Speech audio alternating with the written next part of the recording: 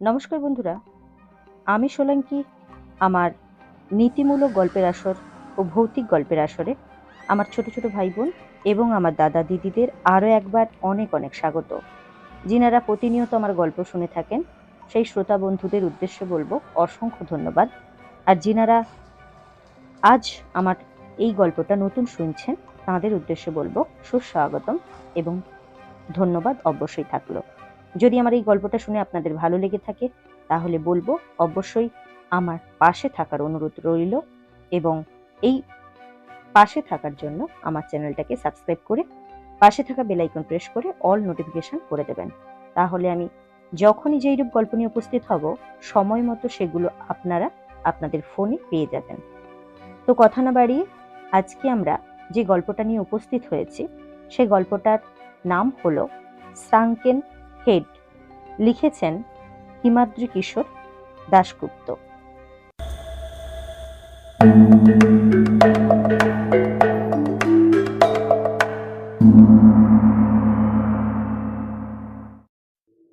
জিপটা তাপসকে নামিয়ে দিয়ে রাস্তার বাঁকে অদৃশ্য হয়ে গেল। কি প্রচন্ড ঠান্ডা! চামড়ার জ্যাকেট আর উলের কান ঢাকা টুপি ভেদ করে শীত যেন কামড়ে ধরতে চাইছে তাকে।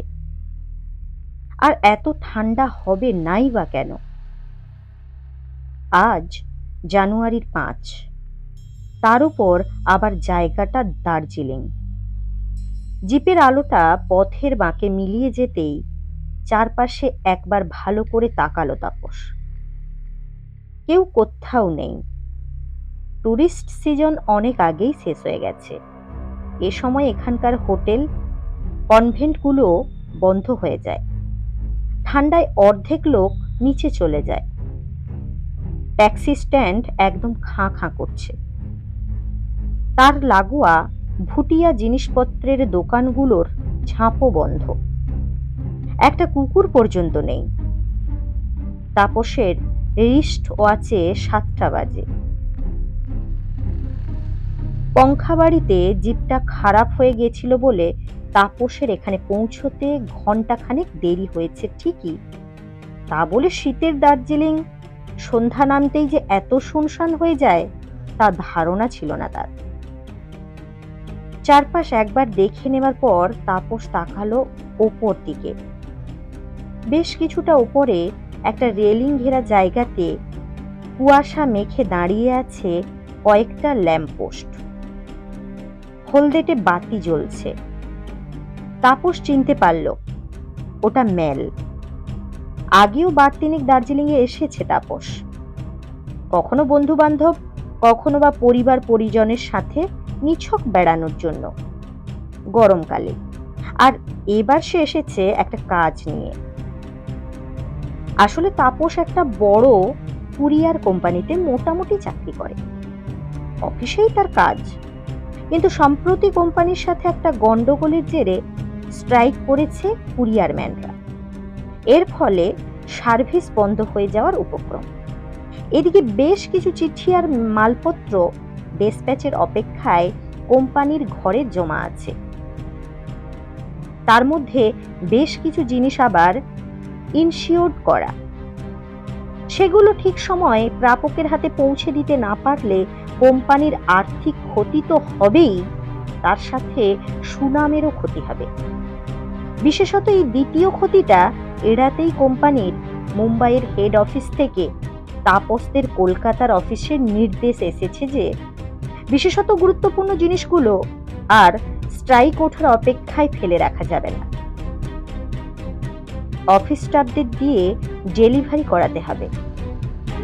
ওরকমই একটা ইনশিওর করা পার্সেল জায়গা মতো পৌঁছে দেবার জন্যই ওপরওয়ালার নির্দেশে এই প্রবল শীতে কলকাতা থেকে দার্জিলিংয়ে এসে পৌঁছেছে তাপস। পার্সেলটা অবশ্য খুব বড় নয়, 1.5 ফুট বাই 1.5 ফুট একটা হালকা কাঠের বাক্স। তাপসের ব্যাগের মধ্যেই রয়েছে সেটা।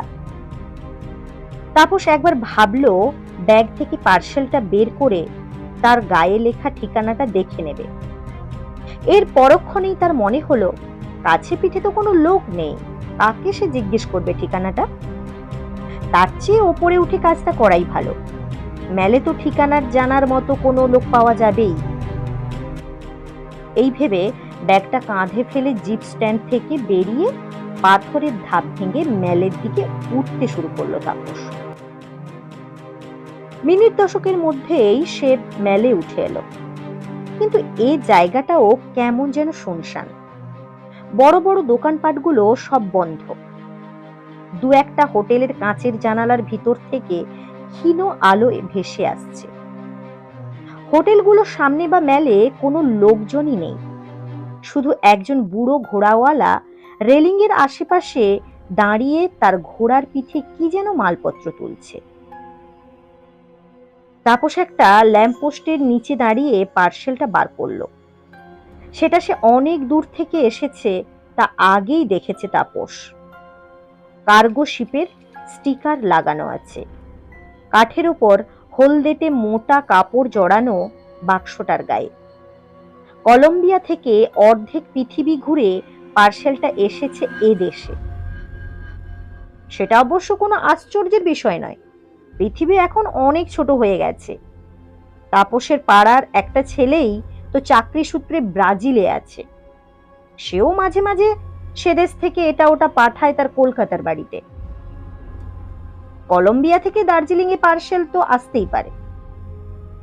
ল্যাম্পপোস্টের ফ্যাকাশে আলোয় পার্সেলের গায়ে লেখাগুলো আর একবার ভালো করে দেখলো তাপস।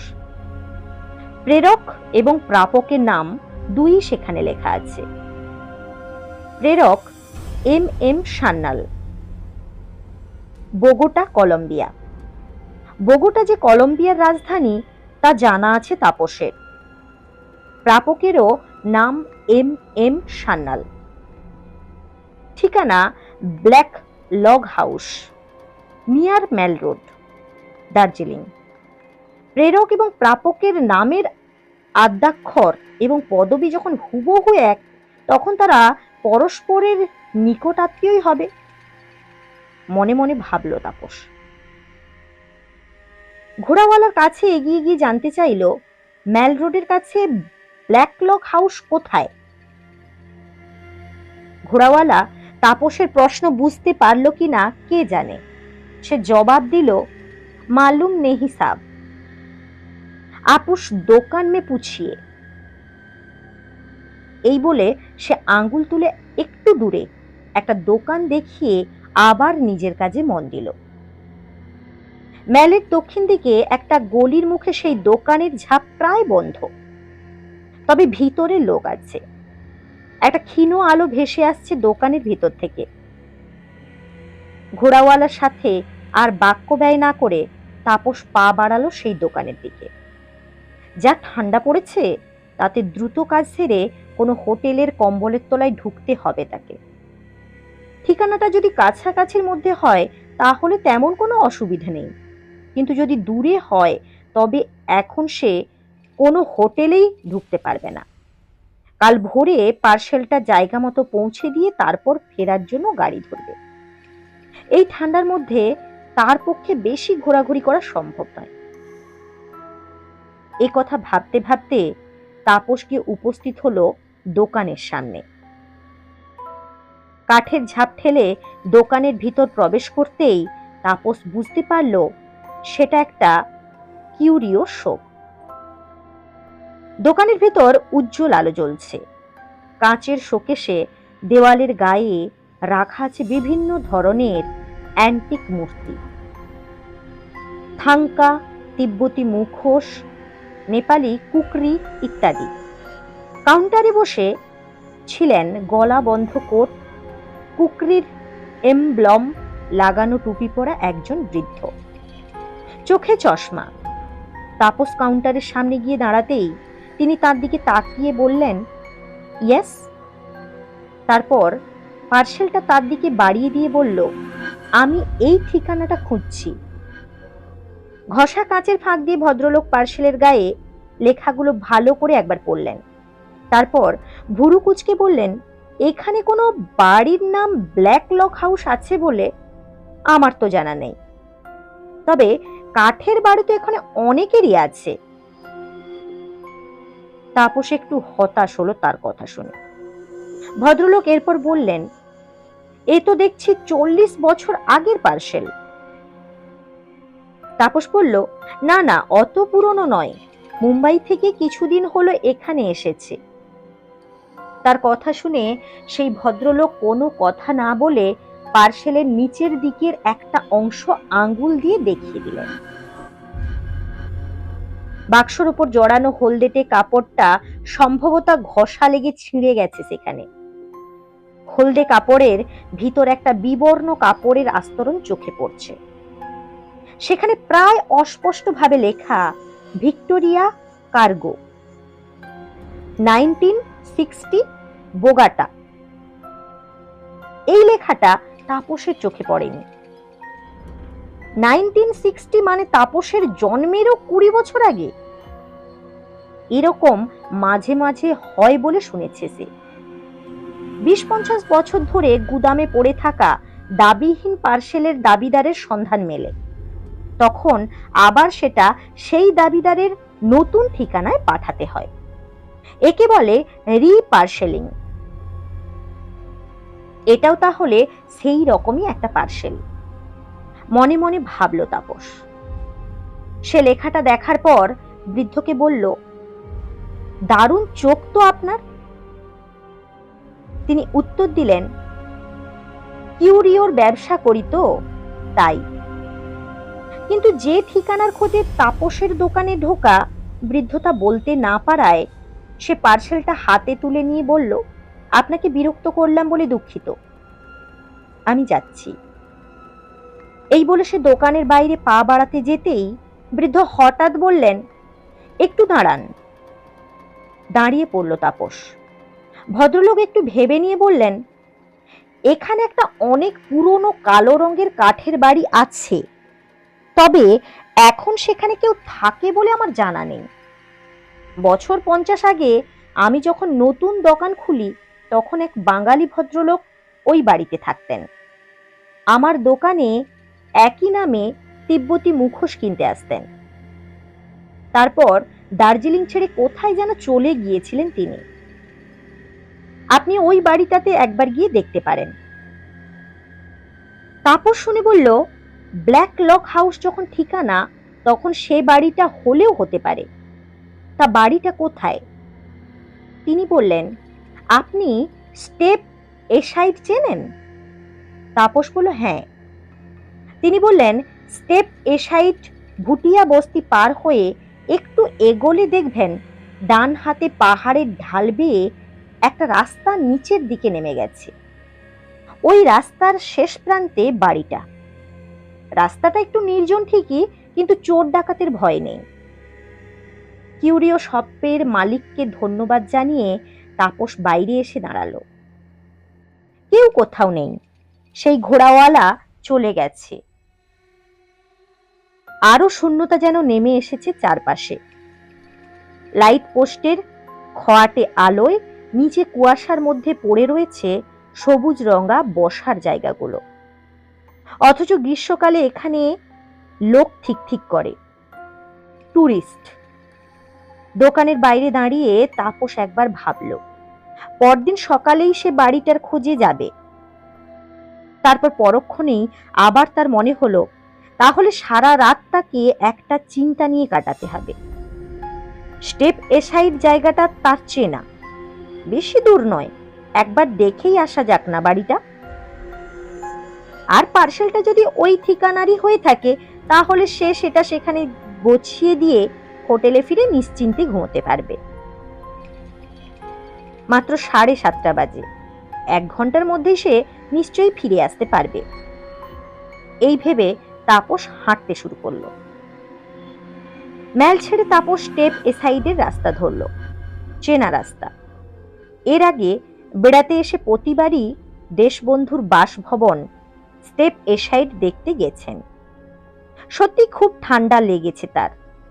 মাফলারটা টুপির ওপর ভালো করে জড়িয়ে নিয়ে তাপস হাঁটতে লাগলো। রাস্তার পাশে বাড়িগুলো সব নিঝুম, শীতের মধ্যে গুটিসুটি মেরে দাঁড়িয়ে আছে। এক সময় সে পৌঁছে গেল স্টেপ এ সাইড। সেখানেও কোনো লোকজন চোখে পড়ল না তার। স্টেপ এসাইড ঘুমন্ত ভুটিয়া বস্তি পিছনে ফেলে আর একটু এগোতেই ডান দিকের ঢাল বেয়ে একটা রাস্তা নেমে গেছে দেখতে পেল তাপস। রাস্তা মানে পাথরের ধাপ। সেই ধাপ বেয়ে নিচে নামতে শুরু করলো সে। ঠিক তখনই আকাশ থেকে পেঁজা তুলোর মতো কি যেন ঝরে পড়তে শুরু করলো তাপসের গায়ে। তুষারপাত শুরু হয়েছে। বেশ অনেকটা নিচে নামার পর তাপস একটা সমতল জায়গাতে এসে দাঁড়ালো। রাস্তা চলে গেছে সামনের দিকে। তার দুপাশে ইউক্যালিপটাসের ঘন বন। তাপস আবার হাঁটতে শুরু করলো। চারদিকে কোনো আলো নেই। আস্তে আস্তে সাদা বরফের চাদরে ঢেকে যাচ্ছে গাছের মাথাগুলো। হিমেল বাতাসের ফিসফাস শব্দ শোনা যাচ্ছে ইউক্যালিপটাসের বন থেকে। এত নির্জন যে এবার তাপসের ভয় ভয় করতে লাগলো। তার মনে হলো এত রাতে তার এ জায়গাতে আসা ঠিক হয়নি। বনের মধ্যে যদি আরো কিছুটা এগোবার পর তাপস যখন ভাবছে এবার ফিরে যাওয়াই ভালো, ঠিক সেই সময় তার চোখে পড়ল সেই বাড়িটা। ক্ষীণ চাঁদের আলোতে প্রায় অন্ধকারের সাথে মিশে দাঁড়িয়ে আছে কাঠের বাড়িটা।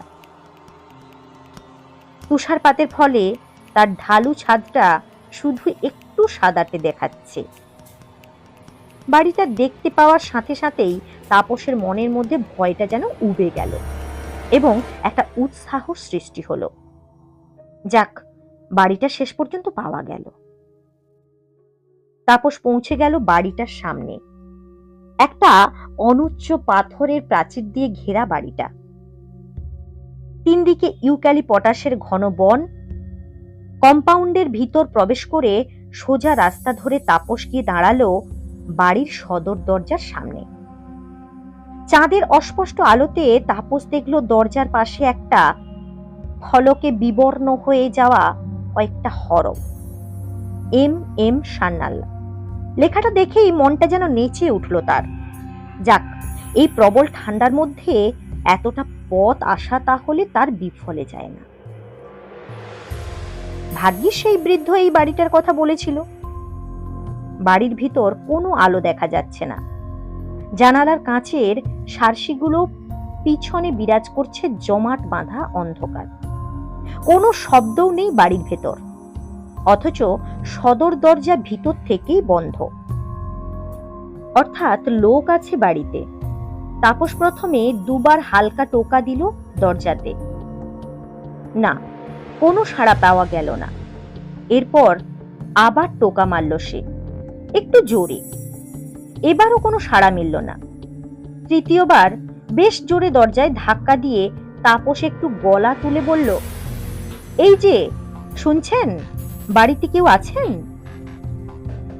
তার গলার শব্দে আর দরজা ধাক্কানোর শব্দে কাছের ইউক্যালিপটাস গাছ থেকে কি একটা পাখি ডানা মেলে উড়ে গেল।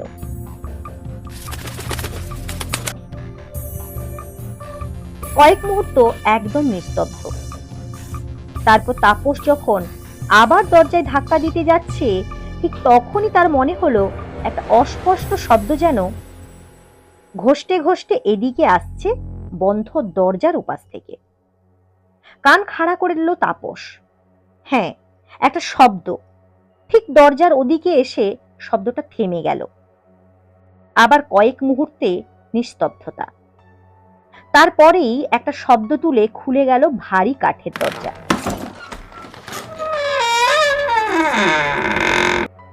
তাপস দেখল দরজার কয়েক হাত তফাতে অন্ধকার ঘরের মধ্যে দাঁড়িয়ে আছে একজন লোক। তাকে স্পষ্ট দেখা যাচ্ছে না, শুধু তার অবয়বটুকুই বোঝা যাচ্ছে। তাপস তাকে দেখে বলল, মিস্টার সান্যাল আছেন? আমি একটা কুরিয়ার কোম্পানি থেকে আসছি। তার নামে পার্সেল আছে। তার কথা শুনে কোনো উত্তর দিল না সেই ছায়ামূর্তি। তাপসের মনে হলো সে যেন তার ঘাড়টা একটু নাড়ল। তাপস এরপর বলল, তাকে একটু ডেকে দেবেন? পার্সেলটা নিতে হলে সই সাবুদের একটা ব্যাপার আছে।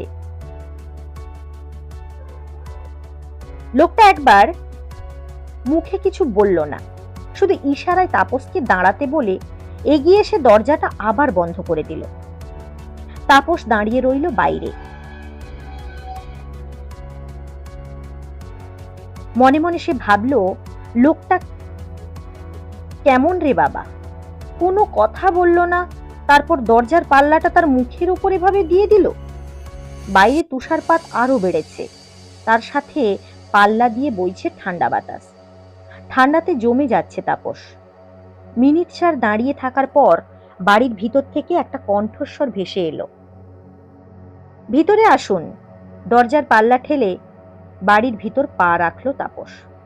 প্রথমে একটা অন্ধকার ঘর, সেই ঘরের ওপাশে অন্য একটা ঘর থেকে মৃদু আলোক রেখা ভেসে আসছে। তাপস এগিয়ে গিয়ে দাঁড়ালো সেই ঘরের দরজায়। দরজার সোজাসুজি একটা টেবিল রাখা আছে ঘরের মাঝখানে। সেই টেবিলের ওপর একটা মোমবাতি জ্বলছে। টেবিলের ওপাশে একটা চেয়ারে বসে আছেন ড্রেসিং গ্রাউন পরা পক্ক কেশ এক ভদ্রলোক। তাপস দরজার কাছে গিয়ে দাঁড়াতেই তিনি ইশারাতে ঘরের মধ্যে ঢুকতে বললেন তাকে। কাঠের ওপর দামি কার্পেট বিছানো ঘরের মেঝেতে পা রাখলো তাপস। ভিতরে ঢুকতেই সে অবাক হয়ে গেল। ঘরের চারিদিকে দেওয়ালে টাঙানো আছে বিচিত্র সব মুখোশ। ঘরটা ঠিক যেন একটা মিউজিয়াম। ধীর পায়ে তাপস টেবিলের সামনে গিয়ে দাঁড়াতেই ভদ্রলোক ঠিক তার মুখোমুখি একটা গদি আঁটা চেয়ার দেখিয়ে বললেন, বসুন। বাইরে ঠান্ডায় দাঁড়িয়ে থাকতে নিশ্চয়ই বেশ কষ্টই হয়েছে আপনার। ভদ্রলোকের বেশ ভরাট গলা, তার বচন ভঙ্গিতেও বেশ একটা আভিজাত্য আছে। মৃদু হেসে তাপস চেয়ারটাতে বসলো। তারপর পার্সেলটা টেবিলে রেখে ভদ্রলোকের উদ্দেশ্যে বলল, আমি তাপস বসু, কলকাতা থেকে আসছি। আপনি নিশ্চয়ই মিস্টার এম সান্যাল? আপনার জন্য এই পার্সেলটা আছে, কলম্বিয়া থেকে এসেছে। ভদ্রলোক বললেন, হ্যাঁ, আমি সেই লোক। এই বলে তিনি একবার তাকালেন টেবিলের ওপর রাখা পার্সেলের দিকে। তাপস লক্ষ্য করলো সেদিকে তাকিয়ে তাকিয়ে তার মুখবয়বে কোনো পরিবর্তন হলো না। পার্সেলটা যে আসবে তা যেন জানাই ছিল তার। পকেট থেকে চালানের কাগজ বের করে ভদ্রলোকের দিকে এগিয়ে দিলেন তাপস। পার্সেলের নম্বরের সাথে নম্বর মিলিয়ে চালানটাতে একটা সই করতে হবে। কাগজটা হাতে নিয়ে বাক্সটা কাছে টেনে নম্বরটা মেলালেন ভদ্রলোক। তারপর কলমদানি থেকে একটা কলম তুলে কাগজের ওপর ঝুঁকে পড়ে সই করলেন। সেই সুযোগে তাপস একবার ভালো করে দেখলো ভদ্রলোককে। তার বয়স 70-এরও বেশি হবে। এই বয়সেও বেশ বলিষ্ঠ চেহারা। গায়ের রং একসময় বেশ ফর্সাই ছিল মনে হয়, এখন তামাটে বর্ণ ধারণ করেছে। প্রশস্ত ললাট, টিকালো নাক, নিখুঁতভাবে কামানো মুখমণ্ডল। তবে তার চোখের দৃষ্টি কেমন যেন বিষণ্ণ। যেসব বয়স্ক মানুষ নিঃসঙ্গতায় ভোগেন তাদের চোখের দৃষ্টি যেমন হয় ঠিক সেরকম। ঘরটার দিকেও এক ঝলক তাকালো তাপস। রুচি আর আভিজাত্যের ছাপ ছড়িয়ে আছে ঘরে। দেওয়ালে নানা রকম মুখোশ তো আছেই, পায়ের তলায় দামি কার্পেট। একপাশে ওক কাঠের বেশ কয়েকটা বড় আলমারি ভর্তি বই, সাবেক আমলের সোফা সেট। টেবিলের ওপর মোমদানিটাও মনে হয় রূপোর তৈরি। ফ্লাওয়ার সেটটিও কাঠ কয়লার আঁচ জ্বলছে। কারুকাজ করা ফায়ার প্লেসের মাথার ওপর বসানো আছে বেশ বড় পিতলের মূর্তি, মনে হয় অ্যান্টিক হবে। সই করে কাগজটা তাপসের হাতে দিলেন ভদ্রলোক। গোটা হরফে পুরো নাম সই করেছেন মৃগাঙ্ক মোহন সান্যাল। পুরো নামটা দেখে তাপসের হঠাৎ কেন জানি মনে হলো এই নাম যেন আগে কোথাও শুনেছে সে বা পড়েছে। যাই হোক, সইটা ঠিক মতো হয়েছে কিনা তা দেখে নিয়ে কাগজটা ভাঁজ করে পকেটে রাখলো তাপস। তার কাজ হয়ে গেছে, এবার উঠতে হবে তাকে। তাই তাপস ভদ্রলোকের উদ্দেশ্যে বলল, ধন্যবাদ, আমি তাহলে এখন উঠি। ভদ্রলোক তাকিয়েছিলেন কাঁচের সারসিওয়ালা জানালার দিকে। তাপসের কথা শুধু শুনে বললেন, কিন্তু আপনি এখন যাবেন কিভাবে? বাইরে তো তুষারপাত আর ঝড় শুরু হয়েছে, আপনি বরং একটু বসে যান। তাপস তাকালো জানালার দিকে। বাইরের শব্দ ঘরের মধ্যে না ঢুকলেও তাপস দেখল বাতাসের প্রবল ধাক্কায় জানালার কাচের সার্সিগুলো থরথর করে কাঁপছে। মৃগাঙ্ক মোহনের কথা শুনে সে উঠতে গিয়েও থমকে গেল। সত্যিই তো, এ অবস্থায় বাইরে সে কি করে বেরোবে? কিন্তু তুষারপাত আর ঝড় যদি না থামে তবে? এ কথা ভেবে মনে মনে একটু ভয় পেল তাপস। মৃগাঙ্ক মোহন মনে হয় তার মনের কথা বুঝতে পারলেন। তাই তিনি বললেন, এই ঝড় বেশিক্ষণ হয় না, সম্ভবত কিছুক্ষণের মধ্যেই থেমে যাবে। তাপস বলল, তা হলেই ভালো, আসলে পাহাড়ি পরিবেশে আমরা ঠিক অভ্যস্ত নই তো, তুষারপাত আমি এই প্রথম দেখলাম। মৃগাঙ্ক মোহন মৃদু হাসলেন, তারপর ধীর কণ্ঠে বললেন, জানেন, অনেক অনেক দিন আগে এরকম এক রাতে জনমানব শূন্য উরাল পর্বতের ঢালে সারা রাত তুষারপাতের মধ্যে একলা কাটিয়েছিলাম আমি। 3 ফুট তুষারের চাদরের নিচে ঢেকে গিয়েছিল আমার দেহ। বাঁচার কোনো আশাই ছিল না। নেহাত ভাগ্যের জোরে পরদিন দুপুরে স্থানীয় ঘোড়াওয়ালারা আমাকে বরফের নিচ থেকে উদ্ধার করে। আপনি কি মাউন্টেনিয়ার ছিলেন? তাপস প্রশ্ন করল। ভদ্রলোক বলল, না, অনেক পাহাড়ে আমি ঘুরে বেরিয়েছি ঠিকই, কিন্তু মাউন্টেনিয়ার বলতে যা বোঝায় তা আমি ছিলাম না। একটু চুপ করে থাকার পর মৃগাঙ্ক মোহন বললেন, আসলে আমি ছিলাম একজন ভূপর্যটক, অর্থাৎ ইংরেজিতে যাকে বলে গ্লোব ট্রটার।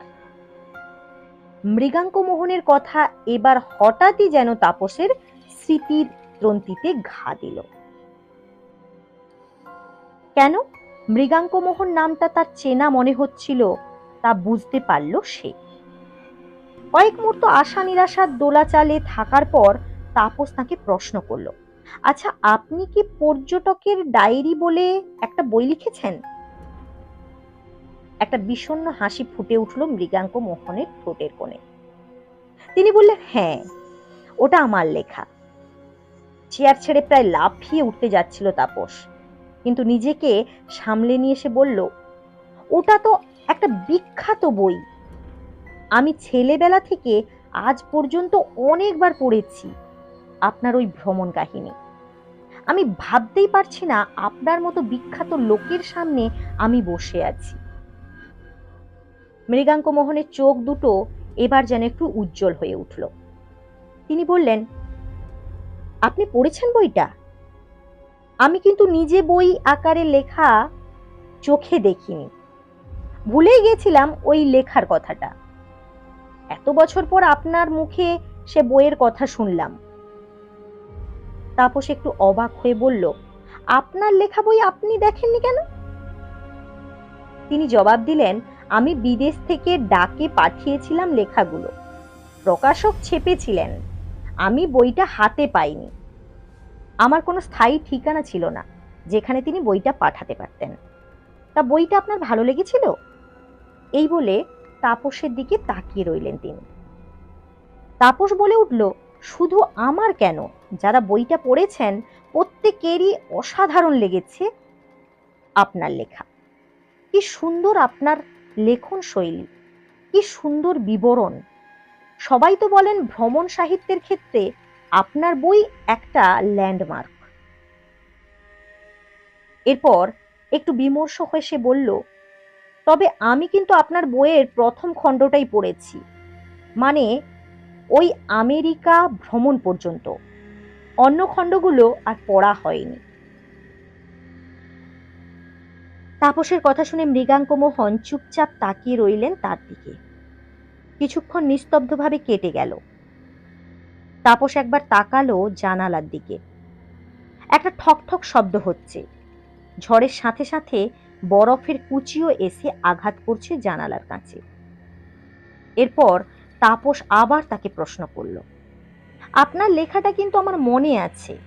আচ্ছা, আপনার লেখার মধ্যে যে আরবে মরু ঝড়ের মুখোমুখি হওয়া বা নীল নদে কুমিরের সাথে লড়াই করা ইত্যাদি রোমহর্ষক কাহিনীর বর্ণনা আছে, সেসব কি সত্যি, নাকি লেখার প্রয়োজনেই ওসব লিখেছিলেন আপনি?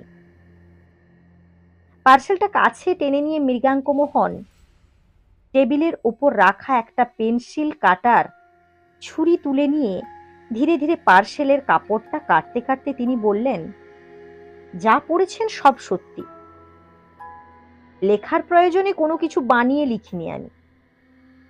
যা পড়েছেন তার চেয়ে অনেক বেশি রোমহর্ষক ঘটনা এরপর আমার জীবনে ঘটেছিল। তাপস শুনে বলল, তাই নাকি? সেটা কি আপনার বইয়ের দ্বিতীয় খণ্ডে লিখেছিলেন? নিঃশব্দে হেসে মৃগাঙ্ক মোহন বললেন, না, সেখানে লিখিনি আমি। কারণ লেখার কথা থাকলেও সে খণ্ড আর লেখা হয়নি আমার। তাপস একটু বিস্মিত হয়ে বলল, ও, দ্বিতীয় খণ্ডটা আর প্রকাশই হয়নি? সেটা লিখলেন না কেন আপনি? পার্সেলের ওপরের কাপড়গুলো খুলে ফেললেন মৃগাঙ্ক মোহন। তার ভিতর থেকে বেরিয়ে পড়েছে কালো রঙের পালিশ করা কাঠের বাক্স। ছোট্ট একটা ডালা আছে তাতে। বাক্সটা যে অনেক পুরনো তা দেখেই বোঝা যাচ্ছে। কাপড়গুলো খুলে ফেলার পর মৃগাঙ্ক মোহন পরম মমতায় তার গায়ে একবার হাত বুলিয়ে বললেন, জানেন, এই বাক্সটা অনেক অনেক দূর থেকে এসেছে। তবে আসতে অনেক দেরি হলো। কত বছর ধরে এর জন্য যে প্রতীক্ষা করে আছি আমি। হ্যাঁ, জানি, কলম্বিয়ার রাজধানী বোগোটা থেকে। বাক্সটার দিকে স্থির দৃষ্টি রেখে ভদ্রলোক অস্পষ্ট স্বরে বললেন, হ্যাঁ, বোগোটা। সেখানেই তো ঘটেছিল আমার ভ্রমণ পথের সবচেয়ে রোমহর্ষক রোমাঞ্চকর ঘটনাটা, যা কোথাও লেখা হয়নি আমার। এই বলে চুপ করে গেলেন তিনি। বাইরে ঝড়ের বিরাম নেই। জানালার সার্সিগুলো কেঁপেই চলেছে। তার ঘরের মধ্যে এখন বেশ আরাম লাগছে তাপসের। ফায়ার প্লেসের আঁচে তার শীত শীত ভাবটা কেটে গেছে। শুধু তার একটাই ভয়, ঝড় থামলে ম্যালের হোটেলগুলোর দরজা বন্ধ হয়ে যাবে না তো? তবে বাইরে যা অবস্থা, তাতে এখন বেরোনো তার পক্ষে অসম্ভব। ঝড় না থামা পর্যন্ত তাকে অপেক্ষা করতেই হবে। কিছুটা তার সামনে বসে থাকা বিখ্যাত পর্যটকের মুখ থেকে কাহিনীর শোনার লোভে আর কিছুটা সময় কাটানোর জন্য এরপর তাপস মৃগাঙ্ক মোহনের উদ্দেশ্যে বলল, বোগোটা শহরের ভ্রমণের সময় যে রোমহর্ষক ঘটনা ঘটেছিল সে কাহিনী আমাকে বলবেন? মৃগাঙ্ক মোহন তাকিয়েছিলেন বাক্সটার দিকে। তাপসের কথা শুনে তিনি যেন একটু চমকে উঠে তাকালেন তার দিকে। তারপর তাপসের চোখের দিকে তাকিয়ে বললেন, আপনি সত্যি শুনতে চান সেই কাহিনী? অবশ্য এই পার্সেলটা যখন আপনি এনেছেন তখন সে কাহিনী অন্তত আপনাকে জানানো আমার কর্তব্যের মধ্যে পড়ে। কিন্তু শুনে আপনি ভয় পাবেন না তো? প্রশ্ন শুনে তাপস একবার হেসে ফেলে বলল, আমাকে কি আপনি একদম বাচ্চা ছেলে ভাবলেন? আপনি বলুন। মৃগাঙ্ক মোহনের মুখে ফুটে উঠল একটা চাপা হাসির রেখা। তিনি বললেন, ঠিক আছে, তাহলে শুনুন। কয়েক মিনিট চুপ করে থেকে তিনি কি একটা ভাবার পর মৃগাঙ্ক মোহন বলতে শুরু করলেন তার কাহিনী। আমেরিকা ভ্রমণ শেষ করে মেক্সিকো, গুয়াতেমালা, এলো সালভাদর হয়ে নিকারাগুয়ার সামান্য অংশ ছুঁয়ে হন্ডুরাসের মধ্যে দিয়ে কোস্টারিকা পৌঁছতে আমার মাস 2 সময় লেগেছিল। বহু বিচিত্র অভিজ্ঞতা হয়েছিল সে পথে, কিন্তু সে গল্পে আমি যাচ্ছি না। কোস্টারিকাতে একটা হপ্তা কাটিয়ে একটা আদ্যিকালের পালতোলা মালবাহী জাহাজের কোলে চেপে সামান্য পানামা যোজক পার হয়ে কলম্বিয়ার মাটিতে পা রেখেছিলাম আমি। প্রথমে আমি উপস্থিত হয়েছিলাম মেডেলিন শহরে, তারপর আরো এগিয়ে ম্যাগদালেন নদী অতিক্রম করতেই আমার পথ আটকে দাঁড়ালো আন্দিজের গিরিশিরা। জনমানবহীন আন্দিজের কন্দরে আমি একমাত্র মানুষ। একটা শকুন পর্যন্ত চোখে পড়েনি সে পথে। কিভাবে যে আমি আন্দিজের সেই দুর্লঙ্ঘ প্রাচীর অতিক্রম করেছিলাম তা আমি একমাত্র জানি। অবশেষে কলম্বিয়ার ভূখণ্ডে পা রাখার 27 দিন পর আমি উপস্থিত হলাম তার রাজধানী বোগোটা শহরে। একটু দম নিয়ে ধীরে ধীরে আবার বলতে শুরু করলেন, আজকের বোগোটা শহর অনেক উন্নত হলেও সে সময় বোগোটা ছিল পাহাড়ের ওপর অবস্থিত একটা ছোট্ট শহর। সোনা আর পান্না ব্যবসায়ী কিছু ইউরোপিয়ান বাস করত শহরের কেন্দ্রস্থলে। আপনি হয়তো জানেন যে পৃথিবীর অর্ধেক পান্না কলম্বিয়াতে পাওয়া যায়, আর সেখানে বাস করত মাথায় ঈগলের পালকের সাজ আর বিচিত্র পোশাক পরা রেড ইন্ডিয়ানরা। সংখ্যায় তারা প্রচুর। শহরের উপকণ্ঠে তারা চাষাবাদ করত, কেউ কেউ আবার কাজ করত ইউরোপিয়ানদের বাড়িতে। যাই হোক, বোগোটা পৌঁছে আমি মনস্থির করলাম একটা মাস সেখানে কাটাবো আমি। আন্দিজ পার হতে যে ধকল গেছে তা কাটিয়ে ওঠার জন্য একটা মাস বিশ্রামের প্রয়োজন। তারপর রওনা হব ব্রাজিলের আমাজন অববাহিকার দিকে। আমার সিদ্ধান্ত মতো বোগোটাতে থাকার জন্য এক ইউরোপিয়ানের ফাঁকা বাড়ি ভাড়া নিলাম আমি। একজন যুবক রেড ইন্ডিয়ান চাকরও জুটে গেল, পাচামাকি। বেশ শান্ত প্রকৃতির ছেলে, ইউরোপিয়ানদের সংস্পর্শে খ্রিস্ট ধর্ম নিয়েছে, তবে স্বজাতির সাথেও যোগাযোগ রেখে চলে। আমরা দুজনে থাকতে শুরু করলাম সেই ছোট্ট বাড়িটাতে। কোনো কাজ নেই, খাই আর ঘুরে বেড়াই এখানে সেখানে। তখন বসন্তকাল, মনোরম পরিবেশে বিরাজ করছে চারপাশে। পাহাড়ের ঢালে ফুলের সমারোহ। বসন্তকাল আবার সেখানে রেড ইন্ডিয়ানদের বিবাহের ঋতু। গভীর রাতে শহরের লাগোয়া পাহাড়ের মাথার উপর অবস্থিত ছোট ছোট গ্রামগুলো থেকে ভেসে আসতো তাদের বিবাহ উৎসবের ঢাকের শব্দ। আবার একটু থামলেন মৃগাঙ্কমোহন। এই ফাঁকে একবার জানালার সার্সির দিকে তাকিয়ে নিল তাপস। না, ঝড়ের কোনো বিরাম নেই, বরং তা যেন বেড়েই চলেছে।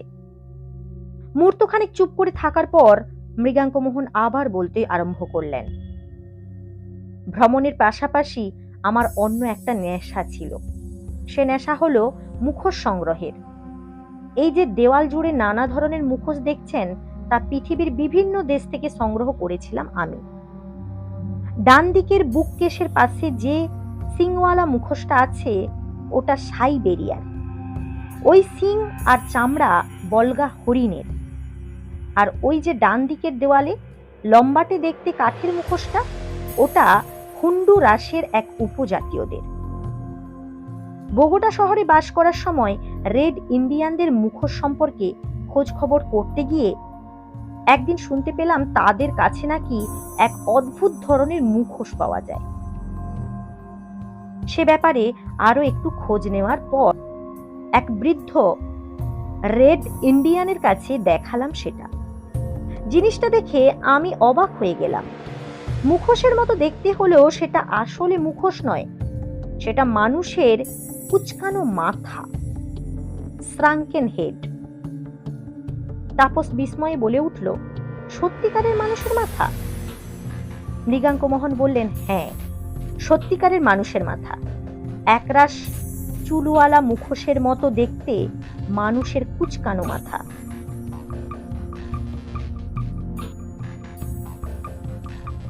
চুল ছাড়াও তার দাঁত, ঠোঁট, নাক সব থাকে, শুধু চোখের পাতা দুটো সুতো দিয়ে সেলাই করা থাকে, যাতে অশুভ আত্মা তার মধ্যে প্রবেশ না করতে পারে। পরে অবশ্য বোগোটাতেই এক ইউরোপিয়ানদের মুখে শুনেছিলাম কিভাবে সাঙ্কেন হেড তৈরি করা হয়। রেড ইন্ডিয়ানরা বিজাতীয় লোককে সুবিধা মতো পেলে তার মুন্ডু সমেত গলা কেটে নেয়, তারপর সেই মাথার ভিতর থেকে চোখ, ব্রেন ইত্যাদি পচনশীল বস্তু বার করে ফেলে গরম পাথর ভরে দেয় সেখানে। এভাবে মাথাটাকে যাবজ্জীবন তারা রেখে দিতে পারে। পাথর ভরার ফলে মাথাটা ছোট হয়ে কুঁচকে যায় ঠিকই, কিন্তু তার অবয়ব মোটামুটি অবিকৃত থাকে। মাথার চুল আরো ঘন হয় মনে হয়। বৃদ্ধ রেড ইন্ডিয়ানের কাছে এই অদ্ভুত জিনিসটা দেখার পর সেটা সংগ্রহের ইচ্ছা জাগলো আমার মনে। কিন্তু সেই রেড ইন্ডিয়ানের ভয়ে কিছুতেই সেটা আমাকে বিক্রি করতে রাজি হলো না। কারণ সরকারি আইন, কোনো রেড ইন্ডিয়ানের কাছে সাঙ্কেন হেড পাওয়া গেলে তাকে ফাঁসিতে লটকানো হবে। যদি ইউরোপিয়ান বা বিদেশিদের ক্ষেত্রে এ নিয়ম প্রযোজ্য নয়, তবু তার ভয় হলো যদি আমি তার কথা কোথাও বলে ফেলি। কিন্তু সাঙ্কেন হেডটা দেখার পর থেকেই ওর উপর আমার একটা মাথা জোগাড় করার জন্য ভীষণ একটা জেদ চেপে বসলো। পাচামাকির মুখে শুনলাম তার বাপ ঠাকুরদার আমলে নাকি রেড ইন্ডিয়ান যুবকরা সাঙ্কেন হেড যৌতুক দিত কন্যাকে। তার বাবাও দিয়েছিলেন তার মাকে। বসন্তকালে বিবাহ ঋতুতে গ্রাম ছেড়ে বেরিয়ে পড়ত রেড ইন্ডিয়ান যুবকেরা। তারা লুকিয়েও থাকতো পাহাড়ের নির্জন পথে। সে পথে একা কোনো ইউরোপিয়ানকে পেলে ধারালো কুঠালের এক কোপে তার মুন্ডু কেটে নিত। বহুর ইউরোপিয়ানের বা ভিনদেশি মানুষের প্রাণ গেছে তাদের হাতে। এখন অবশ্য সরকারি আইনের ফলে সে প্রথা লোপ পেয়েছে, নিজেরাও অনেকটা সভ্য হয়েছে তারা। তবে প্রথা বজায় রাখতে এখন কাগজের তৈরি প্রতীকী মাথা যৌতুক দেয় রেড ইন্ডিয়ানরা। যাই হোক, একটা সাঙ্কেন হেড জোগাড় করার ইচ্ছাটা ক্রমেই বেড়ে চলল আমার। অনেক চেষ্টা করা সত্ত্বেও আমি সংগ্রহ করতে ব্যর্থ হয়ে শেষ পর্যন্ত আমি পাচা মাকিকে বললাম যে সে যদি আমাকে সেটা সংগ্রহ করে দেয় তাহলে আমি তাকে মোটা রকম বকশিশ দেব। একটু দোনোমনা করে শেষ পর্যন্ত সে রাজি হয়ে গেল, কিন্তু সে বলল তার জন্য 2 দিন ছুটি দিতে হবে তাকে, কারণ সে গ্রামে যাবে। আমি সানন্দ তাকে ছুটি দিয়ে দিলাম, কিছু আগাম অর্থও দিলাম। সে গ্রামে চলে গেল। আমি তার প্রতীক্ষায় বসে রইলাম, কিন্তু 2 দিন কেটে যাওয়ার পর সে ফিরল না। তারপর একটা একটা করে দিন গুনতে শুরু করলাম। এদিকে আমার বোগোটা ত্যাগ করার সময়ও এগিয়ে আসছে। তার ফেরার আশা ত্যাগ করলাম আমি। 1 মাস বোগোটাতে থাকার পর যেদিন আমার সে শহর ত্যাগ করার কথা, ঠিক তার আগের দিন দুপুরে হঠাৎ ফিরে এলো পাচামাকি। কিন্তু তার পরনে ইউরোপিয়ান বেশের পরিবর্তে রেড ইন্ডিয়ানদের সেই বিচিত্র পোশাক, মাথায় পালকের সাজ, কোমরে ঝুলছে কুঠার। সে আমাকে জানালো খ্রিস্ট ধর্ম ত্যাগ করে বাপ ঠাকুরদার সনাতন ধর্মে আবার ফিরে গেছে সে। গ্রামে একটা মেয়ে দেখেছে সে, তাকে বিয়ে করেই গ্রামেই থাকবে। তবে এখন সে এসেছে আমাকে দেওয়া তার প্রতিশ্রুতি রাখতে। একটা সাঙ্কেন হেডের সন্ধান পেয়েছে সে। সেটা নিতে হলে আমাকে তার সাথে সেদিনই রেড ইন্ডিয়ানদের গ্রামে যেতে হবে। তন্ময় হয়ে মৃগাঙ্ক মোহনের গল্প শুনতে লাগলো তাপস। তিনি তারপর বলে চললেন, সাঙ্কেন হেডের ব্যাপারে আমার এত আগ্রহ ছিল যে আমি তার প্রস্তাবে রাজি হয়ে গেলাম। ও যেখানে আমাকে নিয়ে যাবে সে গ্রাম আমার বাসস্থান থেকে মাত্র মাইল চারেক দূরে একটা পাহাড়ের মাথায় অবস্থিত। ঠিক করলাম বিকালে সেখানে গিয়ে রাতে ফিরে আসব। তারপর পরদিন রওনা হব আমাজন উপত্যকার উদ্দেশ্যে। পরদিন নতুন পথে যাত্রা শুরু করার জন্য কিছু গোছগাছের প্রয়োজন ছিল আমার। সারাটা দুপুর ধরে সে কাজে আমাকে সাহায্য করলো পাচামাকি। সে আমার জিনিসপত্র গুছিয়ে দিল, মালপত্র বাঁধা ছাঁধা করলো, জুতো পালিশ করলো। সব কাজ শেষ হওয়ার পর বিকালবেলা আমি তার সাথে যাত্রা করলাম তার গ্রামের দিকে। বসন্তের সুন্দর বিকেল, পাহাড়ের ঢালে নাম না জানা নানা ফুল ফুটেছে, বাতাসে ভাসছে তাদের মন পাগল করা সৌরভ। যাত্রাপথে হয়তো কখনো চোখে পড় রেড ইন্ডিয়ানদের কুটির, ছোট ছোট শিশুরা খেলছে সেখানে। কোনো সময় দেখা যাচ্ছে কোনো রেড ইন্ডিয়ান শিকারীর সাথে বল্লমের মাথায় গাঁথা ছাই রঙের জংলি খরগোশ। এসব দেখতে দেখতে চলতে লাগলাম আমি। তবে পাচামাকি গ্রামটা যে দূরত্বে বলেছিল তার চেয়ে বেশ কিছুটা দূরে বলে আমার মনে হলো। যখন গ্রামে পৌঁছলাম তখন সন্ধে। গ্রামে মানে গোটা 15 কুড়ে ঘর, জনা 30-এর নানা বয়সী রেড ইন্ডিয়ান নারী পুরুষ বাস করে সেখানে। পাচামাকির সাথে আমি সেখানে উপস্থিত হতেই কুড়ে ঘর ছেড়ে বেরিয়ে আমাদের চারপাশে গোল হয়ে ঘিরে দাঁড়ালো তারা। সেই দলের মধ্যে যেমন মাথায় ঈগলের পালকের সাজওয়ালা, মুখমণ্ডলে অসংখ্য বলিরেখা আঁকা দীর্ঘদেহী বৃদ্ধ, তেমনই আছে পাঁচামাকির মতো যুবক বা মাথায় দুটো মাত্র পালক গোঁজা লম্বা বেনিওয়ালা রেড ইন্ডিয়ান যুবতীরা। এমনকি কাঠের চুষি কাঠি হাতে কয়েকটি বাচ্চাও সেই দঙ্গলে চোখে পড়ল আমার। তারা আমাকে দেখে নিজেদের মধ্যে তাদের ভাষায় কি যেন বলা বলি করতে লাগলো। তার বিন্দু বিসর্গ বুঝতে পারলাম না আমি। সেই ভিড় ঠেলে পাচামাকি আমাকে নিয়ে ঢুকলো একটা কুঁড়ে ঘরের মধ্যে। আমাকে সে সেই ঘরের মধ্যে অপেক্ষা করতে বলে বাইরে চলে গেল। আমি বসে রইলাম সেখানে। বাইরে অন্ধকার নেমে এলো। 1 ঘন্টা পর সে ফিরে এসে বলল, চলুন এবার বাইরে যাব, একটা অনুষ্ঠান হবে, সেটা শেষ হলে মাথাটা যেখানে আছে সেখানে আপনাকে নিয়ে যাব। বাইরে বেরিয়ে দেখি আকাশে ধীরে ধীরে চাঁদ উঠছে। গোল হয়ে দাঁড়িয়ে থাকা ত্রিভুজাকৃতি কুঁড়ে ঘরগুলোর ঠিক মাঝখানে খোলা আকাশের নিচে জ্বালানো হয়েছে একটা অগ্নিকুণ্ড। তার সামনে দাঁড়িয়ে আছে মুখে বিচিত্র উল্কি আঁকা রেড ইন্ডিয়ান পুরুষরা। তাদের প্রত্যেকের কোমরে রয়েছে ছোট আকৃতির ধারালো কুঠার। আর তার কিছু দূরে মাটিতে ভিড় করে বসে আছে মহিলারা। 2 জন ঢাকবাদকও সেজেগুজে দাঁড়িয়ে আছে সেখানে। বাইরে বেরিয়ে আমরা গিয়ে বসলাম অগ্নিকুণ্ড থেকে একটু দূরে একটা পাথরের ওপর।